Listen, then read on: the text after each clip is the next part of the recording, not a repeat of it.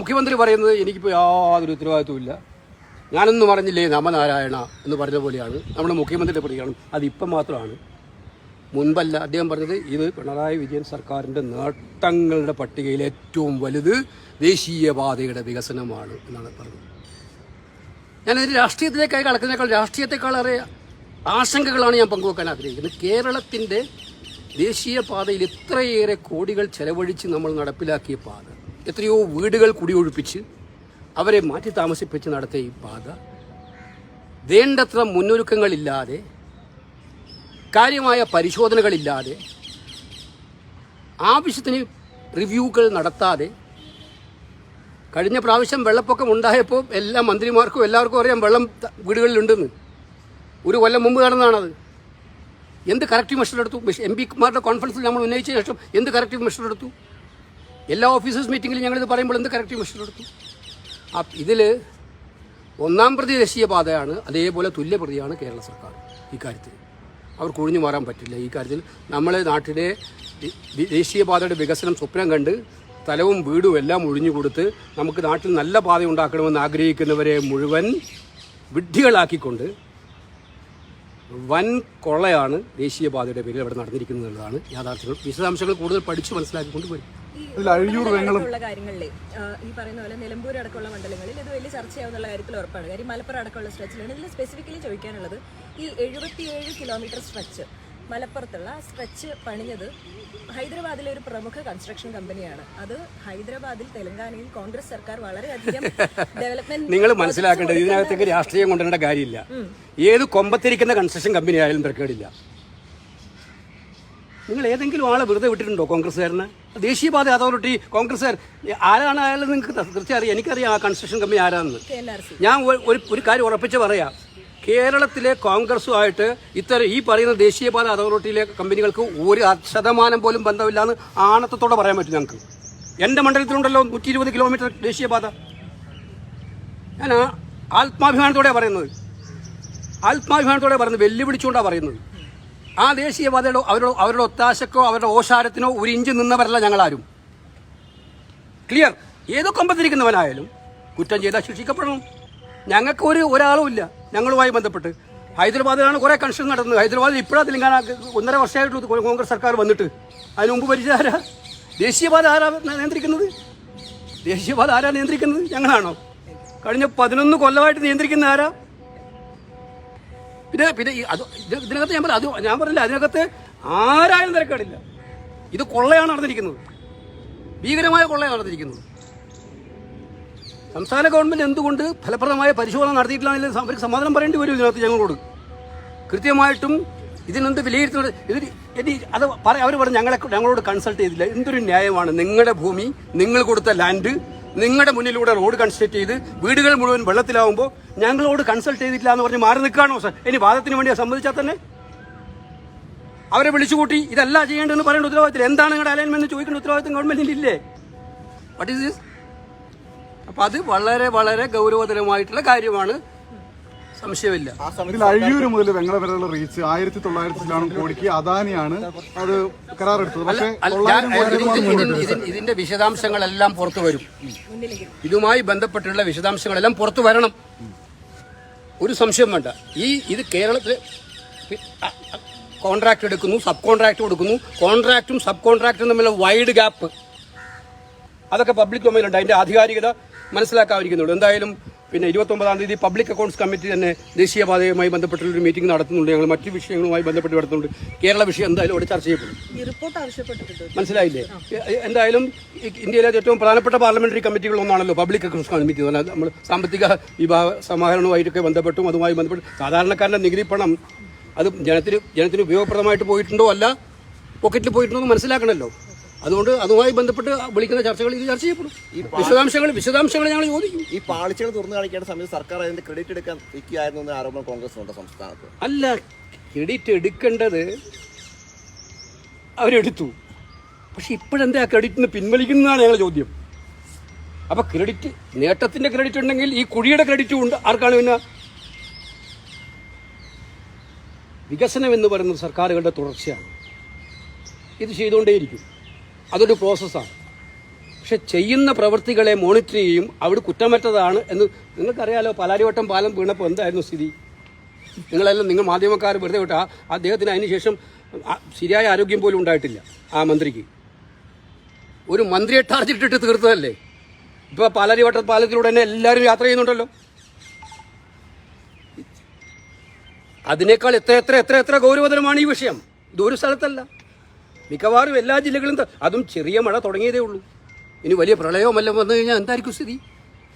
ആ സമയത്ത് ഈ റോഡ് പൂർത്തിയാക്കിയിട്ടാണ് ഇതൊക്കെ പൊളിഞ്ഞെങ്കിലോ എത്ര എത്ര അപകടങ്ങൾ ഉണ്ടായേനെ. അപ്പോൾ ഇതിനകത്ത് കൃത്യമായിട്ടും എനിക്ക് പറയാനുള്ളത്, ഏറ്റവും ഗൗരവതരമായ ഈ കാര്യം ഉത്തരം പറയാൻ സ്റ്റേറ്റ് ഗവൺമെൻറ്റും കേന്ദ്ര സർക്കാരും ബാധ്യസ്ഥരാണ്. ദേശീയപാത അതോറിറ്റിക്ക് ഇതിൽ നിന്ന് ഒരു ഇഞ്ച് ഒഴിഞ്ഞു മാറാൻ പറ്റില്ല. കാരണം ഇതിനൊക്കെ ഒരു ഉത്തരവാദിത്തമുണ്ട്. ഒരു കൺസ്ട്രക്ഷൻ നടക്കുമ്പം ലോക്കൽ ജനവിഭാഗങ്ങളുമായിട്ടും ജനപ്രതിനിധികളുമായിട്ടും ഒക്കെ കൺസൾട്ട് ചെയ്യേണ്ടത് അത്യാവശ്യമാണ്. അവിടുത്തെ ഗ്രൗണ്ട് റിയാലിറ്റി മനസ്സിലാക്കണം ഒരു ഡിസൈൻ ഉണ്ടാക്കുമ്പോൾ. ഇപ്പം നിങ്ങൾ മനസ്സിലാക്കണം, ഞാൻ പലപ്പോഴും മീറ്റിങ്ങുകൾ വിളിക്കാറുണ്ട്. അവിടെ എല്ലാ തീരുമാനവും എടുക്കുന്ന ഈ കോൺട്രാക്ടർമാരാണ്. ഉദ്യോഗസ്ഥന്മാരും കൂടിയല്ല അവരെ എടുക്കുന്നത്. അപ്പോൾ ഇത് വളരെ ഗൗരവതരമായിട്ടുള്ള കാര്യമാണ്, സംശയമില്ല. കേരളത്തെ സംബന്ധിച്ചിടത്തോളം ഇതിന് മറുപടി കിട്ടിയേ പറ്റൂ. ഈ വിഷയമൊക്കെ സജീവമായി നിലമ്പൂരിൽ ചർച്ചയാവോ? ഈ ഉദ്യോഗസ്ഥരോട് നമ്മൾ റിപ്പോർട്ട് തേടിയിട്ടുണ്ടോ കമ്മിറ്റി? അല്ല, അത് കമ്മിറ്റി 29-ാം തീയതി വിളിച്ചിരിക്കുന്നത്. എന്തായാലും കമ്മിറ്റി മുമ്പാകെ വരേണ്ടതല്ല. ഒരു റിപ്പോർട്ട് അയച്ചതായിട്ട് മനസ്സിലായി. അതിൻ്റെ വിശദാംശങ്ങൾ എനിക്കറിയില്ല.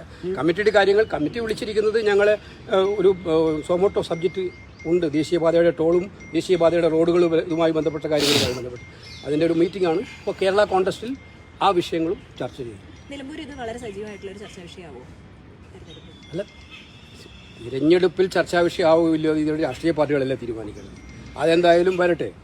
ഞാനിത് കേരളത്തിൻ്റെ പൊതുവായിട്ടുള്ള ഏറ്റവും വലിയ വികസന സ്വപ്നമായിരുന്ന ഒരു കാര്യത്തെ എത്ര വികലമായി തകർത്ത് തരിപ്പണമാക്കിയിരിക്കുന്നു സ്വാർത്ഥ താല്പര്യങ്ങൾക്ക് വേണ്ടിയിട്ട് എന്നുള്ളതിൻ്റെ ഒരു തെളിവാണിത്. ഇത് ഒരു നിലമ്പൂരിൽ മാത്രമായിരിക്കില്ല, ഇത് വലിയ ചർച്ചയാകാൻ വേണ്ടി പോകുന്ന ഒരു കാര്യമാണ്.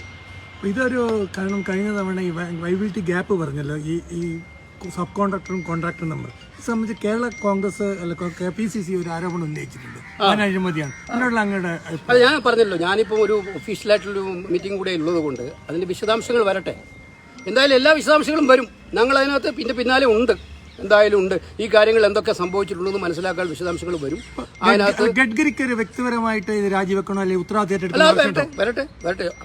സ്വാഭാവികമായിട്ടും ഇത് ഇത്തരം ഗുരുതരമായ പ്രശ്നം വന്നപ്പോൾ ആ പ്രശ്നങ്ങൾക്ക് മറുപടി പറയാൻ കേന്ദ്രമന്ത്രിക്ക് ബാധ്യതയുണ്ട്. ഒഴിഞ്ഞു പോകാൻ പറ്റില്ല. അദ്ദേഹം ഇപ്പം നടപടിയെടുത്തതായിട്ട് കൊണ്ടുപോകാം. ആ ഒരു ഭാഗത്തെ ഇത് കേരളം മൊത്തം നടന്നിരിക്കുകയാണ്. ഒരു ഭാഗത്തെ കോൺട്രാക്ട് മാത്രം സസ്പെൻഡ് ചെയ്തുകൊണ്ടെന്ന് കാര്യം. ഇത് നമ്മൾ ഉദ്ദേശിക്കുന്നതിനേക്കാൾ കൂടുതൽ ഗുരുതരമായ കാര്യമാണത് ദേശീയപാതയുമായി ബന്ധപ്പെട്ട് വന്നിരിക്കുന്നത്. കാര്യം നമ്മളൊക്കെ ജനപ്രതിനിധിയായിരിക്കുന്ന മണ്ഡലത്തിലെ ഏറ്റവും കൂടുതൽ ദേശീയപാതയുള്ള ഒരു ജനപ്രതിനിധിയാണ് ഞാൻ. അരൂർ മുതൽ കരുനാഗപ്പള്ളി വരെ മുഴുവൻ ദേശീയപാതയാണ്. ഇതിൽ പ്രധാനപ്പെട്ട കമ്പനികളൊക്കെ 1921 ഇലക്ട്രോട്ടൽ ഈ സംഭാവന നൽകി എന്നൊരു ആരോപണമുണ്ട്. അതൊക്കെ സംഭാവന നൽകുകയോ നൽകാതിരിക്കുകയോ ചെയ്തോട്ടെ. ഇതിനകത്ത് കൃത്യമായിട്ട് ശരി ഏത് തെറ്റിതെന്ന് വിളിച്ചത്ത് കൊണ്ടുവരണം. ഉപ്പ് തിന്നാൽ ആരെങ്കിലും തിന്നിട്ടുണ്ടെങ്കിൽ വെള്ളം കുടിച്ചോട്ടെ, പ്രശ്നമില്ല, കുടിക്കണം. ഈ നിലമ്പൂരിലെ കോൺഗ്രസ് സ്ഥാനാർത്ഥിയുമായി ബന്ധപ്പെട്ട് ചർച്ചകൾ നടക്കുകയാണ്. ആരായിരിക്കും സ്ഥാനാർത്ഥി എന്ന്? അല്ല, അതാണ് നിങ്ങൾക്ക് കേരളത്തിലെ ഏറ്റവും നിലമ്പൂരിലെ സ്ഥാനാർത്ഥി നിങ്ങൾക്ക് ഒരു ആശങ്കയും വേണ്ട. അത് ഏറ്റവും ആദ്യം കോൺഗ്രസിൻ്റെ സ്ഥാനാർത്ഥി വരും. അവിടെ മനസ്സിലായില്ല, UDFിൻ്റെ സ്ഥാനാർത്ഥി വരും. കോൺഗ്രസ് സ്ഥാനാർത്ഥിയായിട്ടുള്ള UDF സ്ഥാനാർത്ഥി വരും. ഏറ്റവും ആദ്യം വരും. ആവശ്യപ്പെട്ടത് ഞാൻ ഒരു കാര്യം തുറന്നു പറയാം. കോൺഗ്രസ് ഒരിക്കലും ഒരു തെരഞ്ഞെടുപ്പിലും അല്ലെങ്കിൽ ഒരു തെരഞ്ഞെടുപ്പിലും ജാതിയും മതവും നോക്കി രാഷ്ട്രീയത്തിൽ സ്ഥാനാർത്ഥിയെ തീരുമാനിക്കാറില്ല. കഴിവുള്ള ഒരുപാട് പ്രഗത്ഭർ ഞങ്ങൾക്കുണ്ട്, നിലമ്പൂരിലും ഉണ്ട്. അവരെല്ലാം പ്രഗത്ഭരാണ്. അവരുടെ ജാതിയും മതത്തിൻ്റെ പേരിലും പ്രഗത്ഭരായവരല്ല അവർ പാർട്ടി DCC KPCC ഭാരവാഹികൾ, DCC പ്രസിഡന്റുമാർ, പാർട്ടിയുടെ താഴെത്തട്ടിൽ KSU യൂത്ത് കോൺഗ്രസ് തലങ്ങളിൽ പ്രവർത്തിച്ച് എല്ലാ തലങ്ങളിലും പ്രവർത്തിച്ച് കഴിവ് തെളിയിച്ചിട്ടുള്ള പ്രഗത്ഭരായ നേതാക്കന്മാരുള്ള പാർട്ടിയാണ് ഞങ്ങളുടെ പാർട്ടി. അതിലെല്ലാ ജാതിക്കാരും ഉണ്ടാവും, എല്ലാ മതക്കാരും ഉണ്ടാവും. പൊതുവായിട്ട് ഞങ്ങൾ എടുക്കുമ്പോൾ സ്ഥാനാർത്ഥികളെല്ലാം മൊത്തത്തിൽ ഒരു സ്റ്റേറ്റ് മൊത്തത്തിലെടുക്കുമ്പോൾ ഞങ്ങൾ ചില സന്തുലിതാവസ്ഥയൊക്കെ നോക്കും. അത് എല്ലാ പാർട്ടികളും നോക്കുന്നതുപോലെ ഞങ്ങളും നോക്കും. അല്ലാതെ ഏതെങ്കിലും ഒരു ജാതിയും മതവും നോക്കിയിട്ട് ഞാൻ കണ്ടു ചില വാർത്തകളൊക്കെ ഇന്നലെ അതിൻ്റെ പേരിൽ ഇന്നയാൾ, ഇതിൻ്റെ പേരിൽ അന്നയാൾ. ദയവേത് നിങ്ങൾക്ക് കോൺഗ്രസിനെ എന്തും പറയാം. കാരണം നിങ്ങൾ CPM-നോട് ഇതുവരെ സ്ഥാനാർത്ഥി ആരാന്ന് ചോദിച്ചിട്ടില്ല. പക്ഷേ അവരുടെ ഒരു സീറ്റായിരുന്നു ഇത്. UDFിൻ്റെ സീറ്റ് അല്ലായിരുന്നല്ലോ. നിലമ്പൂരിൽ ഇടതുപക്ഷ മുന്നണി സ്വതന്ത്രം ജയിച്ച സീറ്റാണ്. അവരോട് നിങ്ങൾ ചോദിച്ചോ സ്ഥാനാർത്ഥി ആരാന്ന് ചോദിച്ചു. എന്താ അവർ പറഞ്ഞു ഒരാഴ്ചക്കുള്ളിൽ തീരുമാനിക്കും. അങ്ങനെയല്ല പറഞ്ഞത്, ഒരാഴ്ചക്കുള്ളിൽ. ഇപ്പൊ നിങ്ങൾ ഞങ്ങളോട് ചോദിക്കുന്നതാണ് അപ്പോഴാണ് ഞങ്ങൾ വീണ്ടും പറയുന്നത്, ഞങ്ങൾ ഏറ്റവും ആദ്യം ഞങ്ങൾ ഡിസൈഡ് ചെയ്യും. ഞങ്ങളുടെ ഇടയിൽ ഒരു കൺഫ്യൂഷനും ഇല്ല.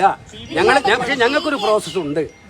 ഞങ്ങളുടെ പാർട്ടിയുടെ പ്രധാനപ്പെട്ട നേതാക്കന്മാർ, ഇലക്ഷൻ കമ്മിറ്റിയിലുള്ള ആളുകൾ, ഇവരോടൊക്കെ പാർട്ടി നേതൃത്വം ചർച്ച ചെയ്യും. ആരെയാണ് സ്ഥാനാർത്ഥിയാക്കേണ്ടത്, എങ്ങനെയാണ് ആക്കേണ്ടത് എന്ന് ചർച്ച ചെയ്യും. ആ പ്രോസസ്സൊക്കെ അവിടെ നടന്നുകൊണ്ടിരിക്കുകയാണ്. ആ നടന്നു കഴിഞ്ഞ് അതിനൊടുവിൽ അവർ ഹൈക്കമാൻഡിലേക്ക് പറഞ്ഞു കഴിഞ്ഞാൽ ഇവിടെ ഒരു മിനിറ്റ് പോലും താമസിക്കാതെ ഞങ്ങൾ കൊടുക്കാറുണ്ട്. നിങ്ങൾക്ക് അത് മറ്റേ എറണാകുളത്തെ തെരഞ്ഞെടുപ്പിലും പുതുപ്പള്ളിയിലെ തെരഞ്ഞെടുപ്പിലും പാലക്കാട് തെരഞ്ഞെടുപ്പിലും കണ്ടതാണ്. അതുപോലെ വന്നു കഴിഞ്ഞാൽ ഉടനെ തന്നെ ഞങ്ങൾ ഈ കാര്യങ്ങൾ ആവശ്യമായിട്ടുള്ള ഉത്തരവ് നിങ്ങൾ മനസ്സിലാക്കേണ്ട കാര്യങ്ങൾ വലിയ വലിയ കാര്യങ്ങൾ സംസാരിക്കുക. P V Anwar already UDF പിന്തുണ പ്രഖ്യാപിക്കുമെന്ന് പറഞ്ഞിട്ടുണ്ട്. അദ്ദേഹത്തിന് ആ വാക്കുകളെ നമ്മൾ മുഖവിലക്കെടുക്കുകയാണ്. UDF സ്ഥാനാർത്ഥി താമസംബിന വരും. വളരെ വളരെ വളരെ എഴുതി വെച്ചോ കേരളത്തിലെ ഇടതുപക്ഷ ജനാധിപത്യ മുന്നണി സർക്കാരിന്റെ വാട്ടർലൂ നിലമ്പൂരിൽ നിന്നും ആരംഭിക്കും. അതിശക്തമായ ഭൂരിപക്ഷം നേടി UDF സ്ഥാനാർത്ഥി അവിടെ വൻ വിജയം നേടും. അതോടുകൂടി ക്ലൈം ഡൗൺ ആണ് പിണറായി സർക്കാരിന്റെ നടക്കാൻ വേണ്ടി. Subscribe to One India and never miss an update.